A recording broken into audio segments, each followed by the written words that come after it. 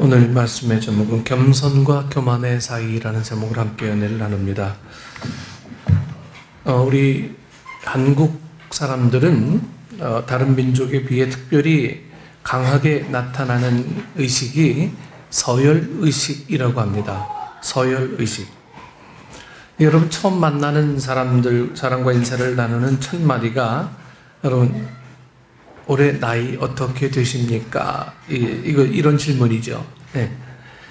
나이를 보이지 않는 이 나이를 보이지 않는 서열이라고 생각하는 인식이 가장 강한 민족이 우리 민족입니다. 네. 이것은 나이가 든 사람일수록 더욱 심하죠. 아마도 이 효와 이해를 최고의 덕목으로 가르쳐온 민족 정서 때문이 아닐까 생각합니다. 긍정적인 면에서는 이 자부심을 가질 만한 정서죠. 하지만 이것을 이제 부정적으로 사용해서 군림하려고 하거나 지배하려고 하는 순간 이 정서는 그만 부패하고 맙니다. 여러분 요즘 자기보다 나이가 적다고 함부로 말하거나 이 나이가 많다는 것만으로 어른 행세하려고 하다가는 여러분 큰일 나는 세상이죠. 가끔 우리 이 목회자들 중에서도 우리 이 장로의 신학대학 나오신 분들이나 총신 나오신 분들은 그 기수가 있어요. 저는 이제 87기거든요. 이렇게 기수 보면은 이제 선배 목사님들이나 이제 후배 목사님들이 보면 몇 기세요? 이렇게 물어요. 네, 여러분, 난 87기입니다. 그러면 자기 기수 생각, 이 선배인가 후배인가 이거 따져서 내가 길 것인가 아니면 군림할 것인가 이걸 따지는 것 같아요.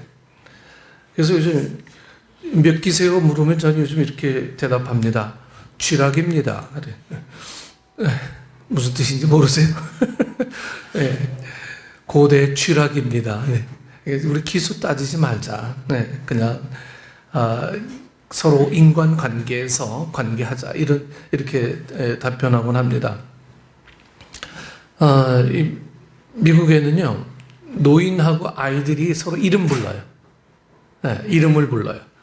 우리나라에 가면 어디 이 쌍놈이 막 이렇게 이해되잖아요. 어디 할아버지 이름을 그냥 겁도 없이 이렇게 되는데 관계가 중요한 거지 서열이 중요한 건 아니다라고 하는 것입니다. 그래서 우리 안에 관계가 얼마나 잘 돼 있느냐 관계의 형성에 따라 우리는 이 사회생활을 정말 잘 해나갈 수 있느냐 아니면 좀 서열 위주로 내가 납작할 것이냐 아니면 군림할 것이냐 이런 것 결정들을 하는 기회주의자의 모습은 아닌가 우리 생각을 해봅니다.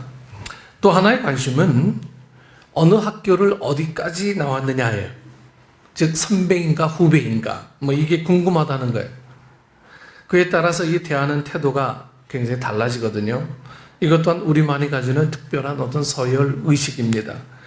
능력, 경력 필요 없습니다. 서열은 선후배. 우리나라 이 관계가 전부 다 이제 선후배 관계, 이런 것들이 굉장히 이 지연, 학연 이런 문제들이 우리나라의 이 정치, 경제 모든 직장에 관한 문제 아주 굉장히 많이 팽배해 있습니다. 또 하나 정말 문제인 것은 저 사람이 나보다 부자인가 가난한 장가를 봐요. 돈이 많은가 돈이 적은가를 봐요. 가난한 사람은 다 내 아래로 이렇게 보면서 무시하죠. 넌 돈 없구나. 부자를 벼슬로 아는 나라가 이제 우리나라예요. 외국에 비해서 가장 뒤떨어지는 이 문화 중에 하나가 기부 문화입니다. 기부 문화. 이 기부 문화가 미국에는 되게 잘 돼 있어요. 그래서 미국에 가보면 이렇게 그 간판에 보면은 카 도네이션 이런 글자를 가끔 봅니다. 차를 도네이션 해달라고 이제 기부해달라고. 그래서 허름한 차들 그런 차들을 이제 기부해서 어려운 사람 도와주는 그런 광고들도 굉장히 좀 많이 보게 되죠.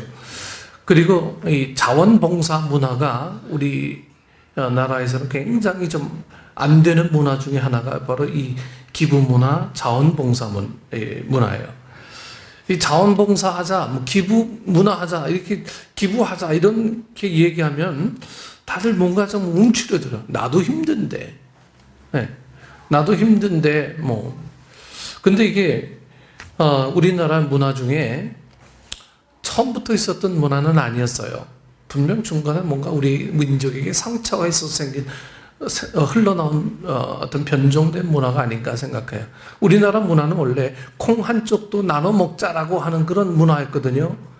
서로 이웃집 간에 뭐 밥그릇이 몇 개인지 숟가락이 몇 개인지 아는 정도로 친근했던 문화가 우리 고유 민족의 문화였어요.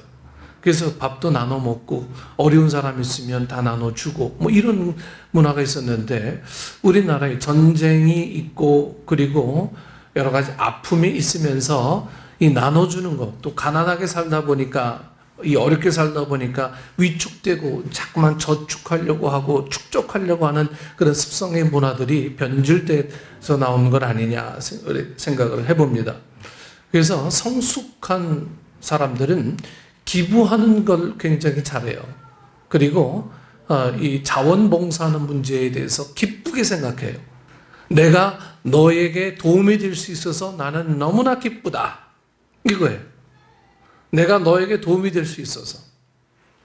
어제 저녁인가 오늘 아침인가 잠깐 그 뉴스를 보니까 외국인들이 우리나라 사람들에 관한 그 느낌을 얘기하는데, 이태원에서 어제인가 그제인가 묻지마 폭행이 일어났잖아요. 폭행이 일어났는데 외국 사람들이, 한국 사람들은 아무도 그 싸움에 개입하는 사람이 없대요. 말리는 사람이 없대요. 그래서 한국 사람들은 남의 일에 관해서 너무 모른 척하며 있는 거 아니냐, 이렇게 외국인들이 우리나라 사람들을 이렇게 이해하고 있더라고요. 그래서 참 안타까운 현실이죠. 남들이 죽어가도 내가 도울 수 있는 그런 마음들이 없는 거예요. 왜? 내가 혹시나 거기에 말려서 손에 입지 않을까 싶어서. 네.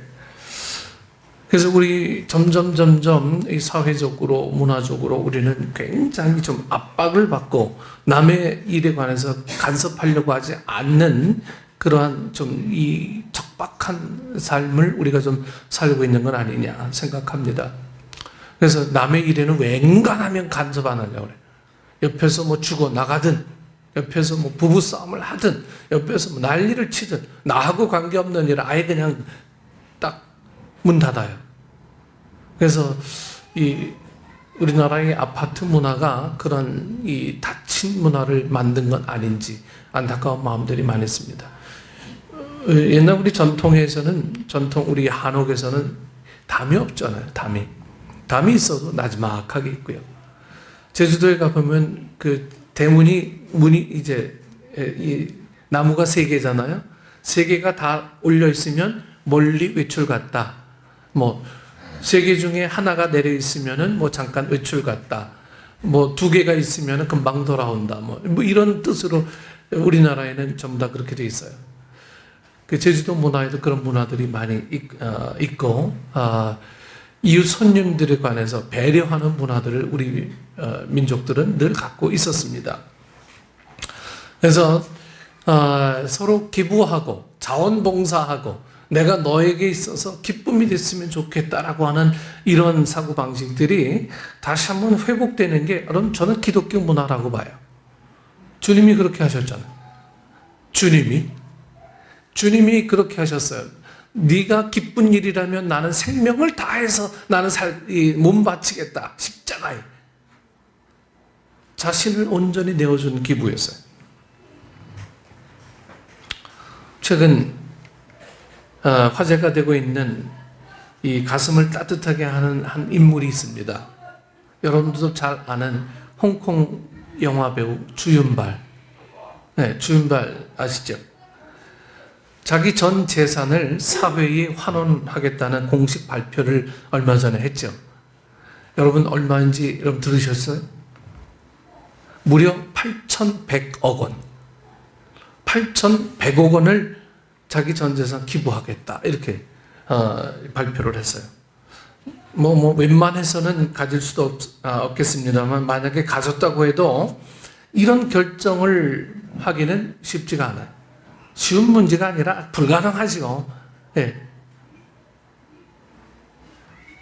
어떻게 자기 재산 평생 그렇게 힘들어서 번 돈을 8,100억 원을 사회에 다시 환원하겠다, 기부하겠다, 이렇게 얘기한 이 주윤발의 모습은요, 참, 그의 영화의 모든 면에서 우리가 저희 젊었을 때 보면은 그 느와르 영화라고 이 총쏘고 주윤발의 대표적인 그 캐릭터는 쌍권총이에요. 쌍권총 이런 향수라고 그래야 되나, 그런 느낌이 있었던 영화들을 우리가 많이 보고 자랐는데요. 그의 마지막이 더 훌륭하더라고요. 그의 생애 8,100억 원을 90%의 자기 재산을 다 기부하겠다. 자기가 누군가에게, 모르는 누군가에게 자기의 돈이 도움이 됐으면 좋겠다라고 하는 이 의식이라고 하는 거는요, 이 주인발이 교회를 다니는지 안 다니는지는 잘 모르겠지만 아마 안 다닌 것 같아요. 기독교인보다 훨씬 성숙한 문화를 분명히 갖고 있는 사람이 아니냐, 그런 생각도 좀 해봅니다. 이 사람을 보고 여러분의 생각에 가장 먼저 일어난 반응은 어떤 반응입니까? 대단하고 훌륭한 사람이다, 이런 감동 받았습니까? 아니면 저 주인발 저 제정신이 아니구나, 이제 갈 때가 됐구나, 이렇게 받아들이셨습니까? 그 반응은 여러분 자신입니다. 내가 누릴 만큼만 누리고 함께 나누면서 살기 위해서 돈 버는 사람과 정말 단순히 이 부자가 되기 위해 돈 버는 사람의 차이가 정말 극명하게 드러나는 세상이죠. 우리 문화는 아직도 후자에 머물러 있어요. OECD 국가 중에 기부 문화가 아직도 인식이 제일 낮은 국가가 아직 우리나라라고 그래요. 하여간 인간관계 하나에도 내가 다른 사람보다 혹 낮아지거나 다른 사람이 나보다 좀 위에 있거나 앞서는 것을 보지 못하는 이 현실주의가 참 슬퍼요. 나는 높아야 하고 선배여야 기분 좋고 나이가 많은 것만으로도 위에 있다고 생각하고 부자라는 사실만으로도 인정받아야겠다는 이 교만이 자신을 망치고 있습니다. 결국 여러분, 이 서열 의식이나 랭킹 의식이 얼마나 큰 문제를 낳고 있는지 모릅니다. 그런데 아이러니한 거는 이 랭킹 의식을 학교에서부터 만들어내고 있다는 거예요. 우리나라 공교육에서 잘하는 아이들에게는 정말 후한상을 내리고, 좀 뒤떨어진 아이에게는 처절한 어떤 이 싸늘한 외면의 아픔들을 주어지고 있는 이 공교육의 현실들을 바라보면서 정말 이게 이래도 되는가 하는 거예요. 정말 이런 문제의식들이 우리의 후세대에 정말 소망이 있는 그러한 시대를 우리가 물려줄 수 있을 것인가 하는 그 문제를 우리는 다시 생각해 보지 않을 수 없습니다. 저희 외삼촌이 목사님이셨잖아요. 저에게 이런 말씀하셨어요. 야, 오 목사, 이제는 내 시대는 갔고 네 시대가 왔다. 이 말씀을 저에게 해주셨어요. 이 말씀이라고 하는 건 네 시대가 와서 누려라 이 얘기가 아니고 이 시대에 걸맞는 소명을 가져라 이 얘기 아니겠어요? 자기 책임을 다하는 것. 너의 시대는 네가 책임을 져야 네 후세대에게 좋은 걸 물려줄 수 있지 않겠느냐는 거예요. 누가 더 많이 취했느냐, 누가 더 많이 소유했느냐, 이 가치 기준으로만 평생 살아온 우리의 모습들은 결국 후세대들에게 좋은 모습을 물려줄 수가 없어요. 우리 머릿속에 가장 기억에 많이 남는 이미지는 뭡니까? 우리 부모님들이 돈을 많이 준 기억이 남습니까? 아니면 우리 부모님들이 기도하는 모습이 우리에게 많이 남습니까? 우리에게는 정말 숙제같이 풀어야 될 일들을 우리는 너무나 많이 갖고 있는 거예요. 우리 후세대들에게 좋은 경험을 많이 해주는 것도 다 좋아요. 하지만 좋은 이미지를 남겨두는 건 정말 중요합니다. 우리 엄마, 우리 아빠가 기도하는 엄마고, 기도하는 아빠구나. 성경 보는 아빠구나. 어제 유튜브를 잠깐 봤는데, 아들과 며느리가 이제 며느리 될 사람이 결혼을 하는데, 그 시아버지 될 사람이 앞에서 특송을 해요. 특송. 그러면서 이 두 아이들을 축복하는 모습을 잠깐 유튜브로 좀 지켜보게 됐습니다. 그걸 보면서 너희들의 세상은 이렇듯 축복하는 세상이었으면 좋겠다라고 하는 이제 이 메시지들을 강렬하게 받게 됩니다. 저도 이제 이 장가를 가려고 하는 아들이 있다 보니까 그런 것들에 대한 관심들이 막 생기더라고요. 네. 아무튼 우리 사회는 누가 높으냐, 누가 낮으냐, 누가 많이 가졌느냐, 누가 없느냐, 이런 철저한 이 흑백 논리 속에서 우리의 자아는 점점 찾아볼 수 없는 이 죽음의 자아로 자꾸만 이 변질되어 가고 있는 거죠. 없는 사람들은 아예 이 사회에서 설 수조차도 없는 그런 모습으로 서고 있다라고 하는 것은 정말 어려운 일입니다. 미래가 없는 거예요. 과정이 철저히 무시된 성공 우선주의를 만들어내고 진실한 내용은 실종된 형식주의가 판을 치는 세상을 만들어가고 있는 것입니다. 민준이가 저에게 질문을 하더라고요. 목사님은 처음 목사 됐을 때 꿈이 뭐였어요? 큰 교회 하는 게 꿈이었어요? 아니면 작은 교회 하는 게 꿈이었어요? 참, 이 질문을 받고요. 전 사실 뭐라고 대답해야 될지 순간 막 만들어서 얘기는 했지만 뒤통수 맞은 느낌이 꽉 들었어요. 여러분, 큰 교회 안 알고 싶은 목사가 어디 있겠어요? 근데 제 대답은 뭔지 아세요? 작지만 하나님 은혜 가운데 사랑하는 그런 교회 만드는 게 내 꿈이다. 이렇게 거짓말한 거예요. 저의 마음에는 아직도 큰 교회 하고 싶은 마음이 숨어 있는 거예요. 어느 목사가 작은 교회하고 평생 살려고 하겠어요. 하지만 주님 앞에 섰을 때 정말 어떠한 모습으로 서느냐 하는 것들은 내가 다시 한번 생각해야 될 소중한 어떤 재산을 그 질문 속에서 다시 한번 얻게 됐습니다.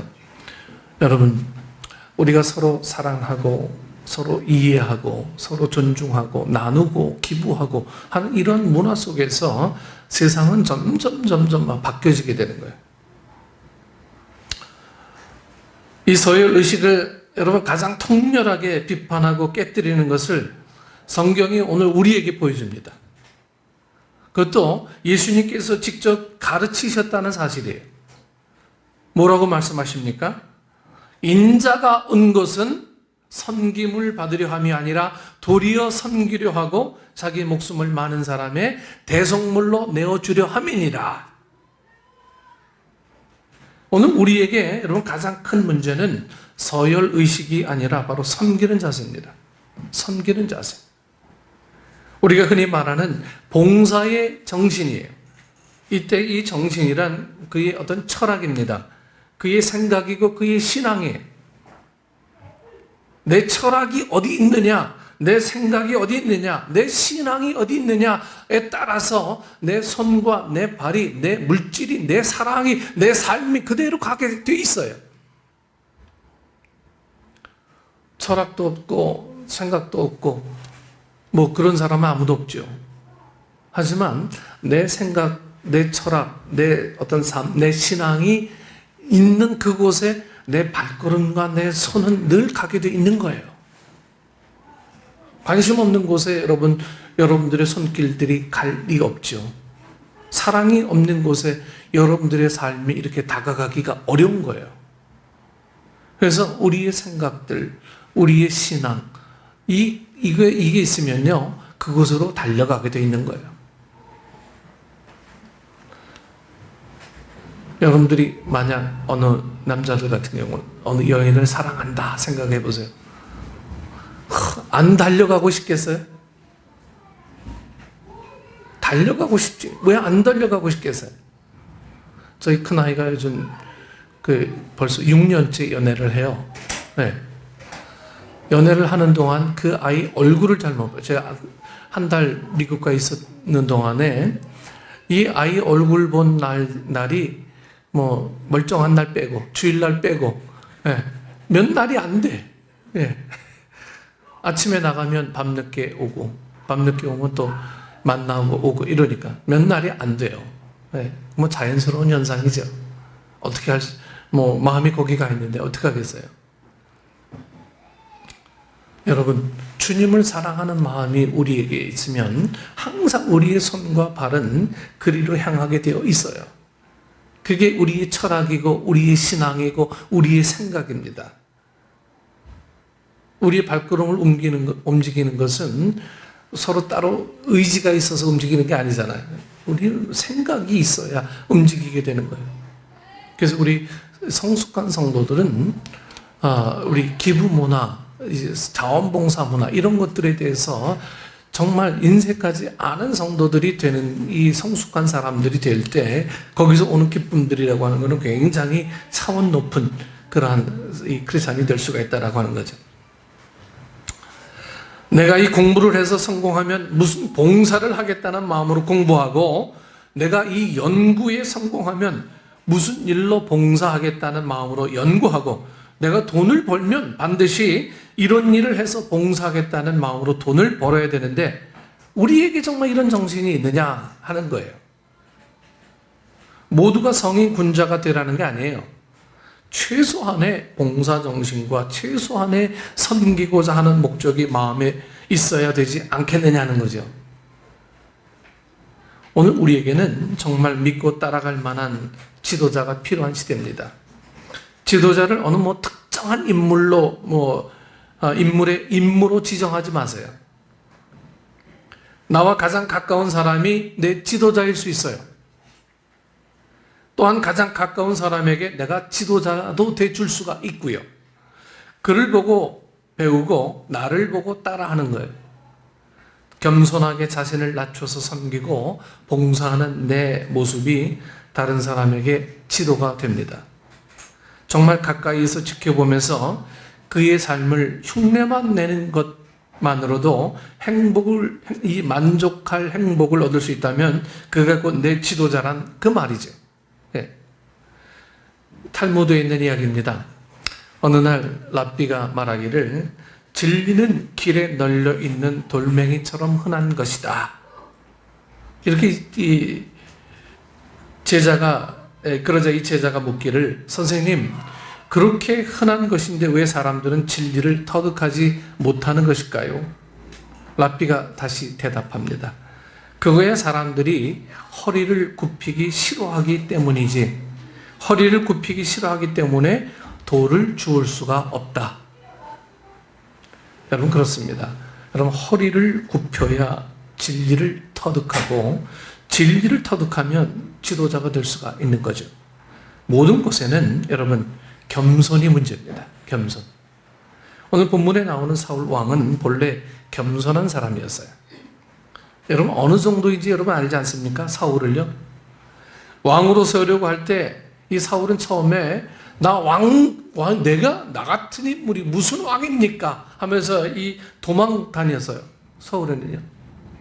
이거 나 같은 사람에게도 왕 좋아서 달려간 게 아니고 나 같은 사람이 어떻게 왕이 됩니까? 막 도망 다녔어요. 그 막 뒤주 뒤에 막 숨어 있는 걸 찾아낼 정도로 겸손한 사람이 이 사울이었잖아요. 그리고 잃어버린 암나귀를 찾아오라는 아버지의 명령을 이제 따라서 사흘 동안을 잃어버린 이 암나귀를 찾으려고 그냥 사흘 동안을 헤맸을 만큼 순종과 진실한 사람이었고 겸손한 사람이었어요. 웬만한 사람 같으면 그 집 나간 낙이 뭐 이렇게 찾습니까? 아버지 부자 아니에요. 그냥 혼자 살게 놔두세요 이렇게 할 텐데 아버지가 그 낙이 찾아와라. 사흘을 어디 갔는지도 모른 이 나귀를 사흘 동안 찾아 헤맸어요. 그만큼 순수한 사람이고 이 아버지의 명령에, 이 말씀에 순종했던 사람이 바로 사울이었죠.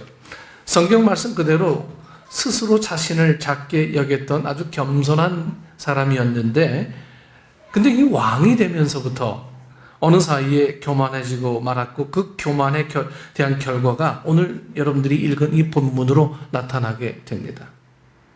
사울이 어느 날 아말렉과 전쟁을 하게 되었는데, 문제는 이 전쟁의 승패가 이미 하나님의 뜻에 의해 결정된 전쟁이었어요. 네. 사울이 할 일은 가서 싸우기만 하면 돼요. 하나님이 이 전쟁은 내 손에 붙여줬으니까 가서 싸우기만 하면 이 전쟁은 승리가 너의 것이다. 결정된 일이었어요. 소돔 고모라를 진멸하듯이 노아 홍수 때에 온 세상을 진멸하신 것 같이 하나님께서는 이 아말렉의 죄악을 심판하기로 결정하셨고, 그 심판의 대행자로 사울 왕을 사용하신 것 뿐입니다. 그러므로 사울은 아무것도 물을 것 없고 그대로 나가서 싸우기만 하면 되는 거예요. 사실은 자기가 딱히 한 일도 없이 전쟁에서 이긴 것입니다. 뭐 팩트 그대로 정리하자면 하나님께서 싸우라고 해서 싸운 거예요. 하나님께서 이기게 하셔서 이긴 거예요. 그런데 여러분이 성경을 자세히 보면요, 사울이 전쟁에서 승리한 자기를 위해서 뭘 하냐면 기념비를 세워요. 기념비. 내가 아말렉과 싸워서 이겼다, 뭐 이런 자기 공로를 기리는 승전 기념비를 세우게 됩니다. 여기서 가장 큰 사울의 실수가 무엇이냐 하면 바로 교만의 문제였어요. 교만의 문제. 하나님이 정말 황당해 하셨을 거예요. 이건 내가 능력이 있어서 이긴 게 아니야, 제발 착각하지 마, 뭐 이런 마음입니다. 사울 자신을 위해서 무슨 기념비 세울 수 있는 성격의 결과가 아니라는 겁니다. 그렇게 겸손했던 사울이 무엇인가를 이루었다고 생각하는 순간 자기가 스스로 높여 영웅이 되고 자신을 1등으로 만들려고 하는 교만이 생겨났고, 그것이 사울의 문제였어요. 여러분, 우리들에게도 가장 위험한 발상 가운데 하나가 무슨 기념비적인 행사, 뭐 기념비적인 사건, 이런 의식입니다. 아, 이걸 해놓으면 분명히 여기에 뭔가 이 증거가 우리 있을 거야, 이런 거예요.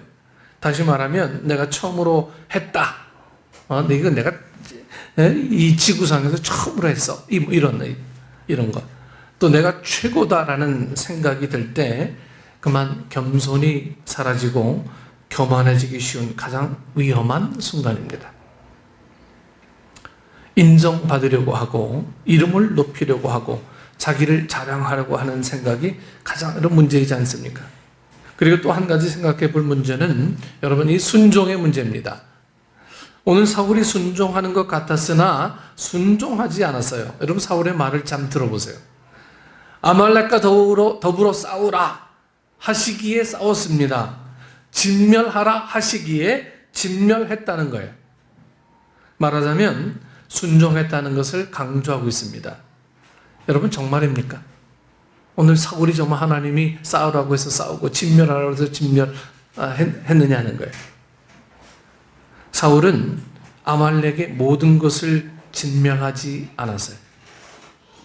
좋은 양과 좋은 소, 즉 쓸만한 것들은 다 남겨뒀어요. 그러면서 변명을 하는데 사울의 문제가 나옵니다. 우선 책임을 회피하죠. 21절 말씀 보면 백성이 그 마땅히 멸할 것 중에서 가장 좋은 것으로 길갈에서 당신의 하나님 여호와께 제사하려고 양과 소를 끌고 왔나이다. 그러니까 사울은 뭐라고 얘기하냐면요, 하나님, 난 그냥 다 진멸하라고 했는데 백성들이 하나님에게 드리려고 그걸 끌고 왔어요. 지금 이 변명이에요. 자기의 잘못한 것을 인정하지 않는 태도입니다. 하나님께서 아말렉을 진멸하기로 결정하신 것은 이 아말렉을 통해서 이스라엘 백성들에게 교훈이 되기 위함인 거예요. 그 모든 것들을 다 진멸하라라고 하는 것은 남김없이 쓸어버려라 이 얘기잖아요. 근데 사울은 그러지 않았습니다. 아, 왜 멀쩡한 거 다 죽입니까?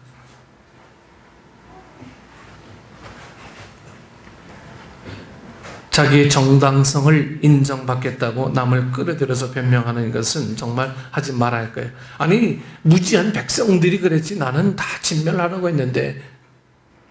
사울의 변명이 이런 거였어요. 거기에다 또 나중에 하나님께 제물로 드리려고 그랬다는 핑계도 또 그렇습니다. 하나님께 드리려면 여러분 내 걸 드려야지. 예? 왜 아말렉과 싸워서 뺏어온 전리품을 바치겠다는 겁니까? 나는 손에 하나도 안 보고 전리품 갖고 와서 이렇게 드리겠다 이 얘기잖아요. 이걸 변명이라고 하고 있으니 참 이 하나님 얼마나 마음이 답답한 노릇이겠습니까? 여러분 우리 신앙에도 이런 생각이 묻어 있으면 안 됩니다. 하나님 앞에 혹은 교회에 드리는 것은 내 정성이 담긴 것이어야 하고 깨끗한 것이어야 합니다. 사울의 이런 변명이 통하지 않았어요. 22절 말씀을 보시면요, 사무엘 선지자에게 이제 이 사울은 책망을 받죠. 순종이 제사보다 낫고 듣는 것이 수양의 기름보다 나으니, 사무엘은 사울에게 아주 책망하듯이 이렇게 순종에 관한 말씀들을 이렇게 하나님을 대신해서 이 사울에게 교훈합니다. 순종이 제사보다 낫고 듣는 것이 수양의 기름보다 낫다. 너는 왜 순종하지 못하느냐? 하나님의 말씀을 왜 마음속에 진중으로 담지 않고 왜 네 이름 떨치려고 하냐? 지금 이 사무엘은 사울에게 이렇게 지금 막 찔러대고 있는 거 아니겠어요?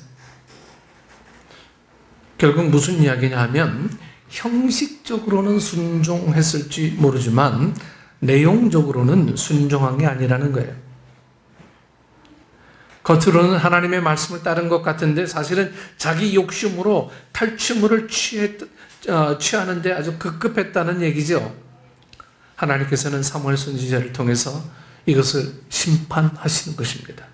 여러분 왜 변명을 하고 왜 거짓말을 하게 되는 것입니까? 왜 충고를 무시하고 잘못된 것을 인정하지 못하는 것입니까?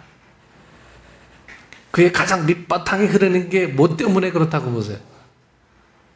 교만하기 때문입니다. 교만하기 때문에.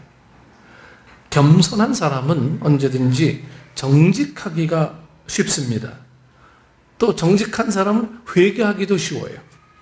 그러나 교만한 사람은 정직도 회개도 하지 못해요. 자신의 치부가 드러나는 것을 너무너무 부끄러워하고 너무너무 힘들어요. 그래서 회개는 항상 남 이야기예요. 17절에서 사울이 스스로에게 작게 여길 때에 하나님이 이스라엘 지파의 머리가 되게 하셨지만 23절에서 스스로 자기를 높일 때 왕을 버려 왕이 되지 못하게 하셨다 이렇게 말씀하고 있죠. 여러분 겸손과 교만의 사이에는 이런 결과가 있는 거예요. 겸손과 교만의 사이에는.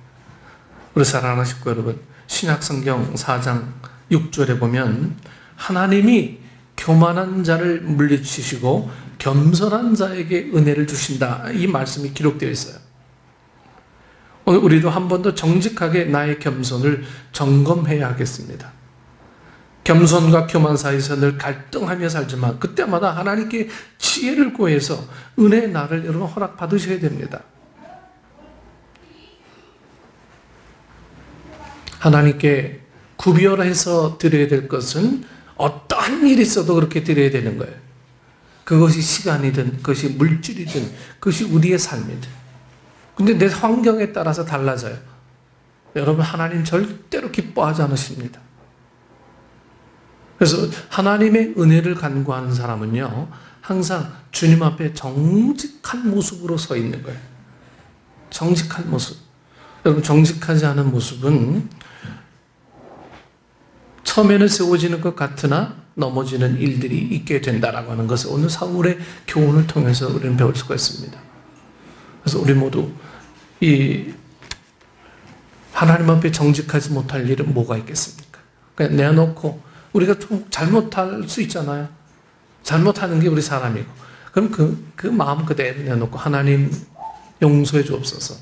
간구하면 주님이 또 용서의 은혜를 베푸시는 거죠. 근데 그걸 감추고 있으면 징벌의 결과가 따라와요. 그 예가 에덴 동산의 아담과 하와의 예이지 않습니까? 고백하면 되는데 숨기는 거예요. 하나님으로부터 피한 줄 아는 거예요. 하나님 없는 줄로 착각했던 거예요. 하나님이 못 보시는 줄 알고 그렇게 착각했던 거죠. 여러분, 우리 머릿속에서 하나님을 떠나보내지 마십시오. 늘 의식적으로 기억하십시오. 그것이 오늘 우리가 이 세상에서 겸손으로 우리 허리를 동이고 하나님의 은혜를 간구하는 삶의 어떤 신앙인의 자세인 것입니다. 그래서 여러분 삶 속에는 겸손으로 진정 하나님을 간구하며 찾는 우리 축복의 식구들 되기를 축원합니다. 기도하겠습니다. 아버지 하나님, 은혜를 감사합니다. 하나님의 사랑을 늘 의식하며 살길 원하지만 세상은 그렇게 호락호락하지 않습니다. 하나님을 찾는 일에 적도 어려워질 수 있도록 우리 환경을 자꾸 바쁘게 몰아가고 이기적으로 몰아갑니다. 물질의 노예가 되도록 만들어 버립니다. 하나님이 주님 앞에 진솔하고 주님 앞에 감사하는 삶이 되어질 때 우리의 손과 발과 우리의 생각들은 우리의 삶들은 그곳으로 향하게 되어 있을 줄 믿사오니 우리 성도들의 삶에 가장 우선순위가 주님의 성전, 주님의 말씀으로 우선되어지는 삶이 되어질 수 있도록 하나님 인도하여 주옵소서. 감사와 찬송과 영광을 주님 앞에 돌리며 예수님 이름으로 기도드리옵나이다. 아멘.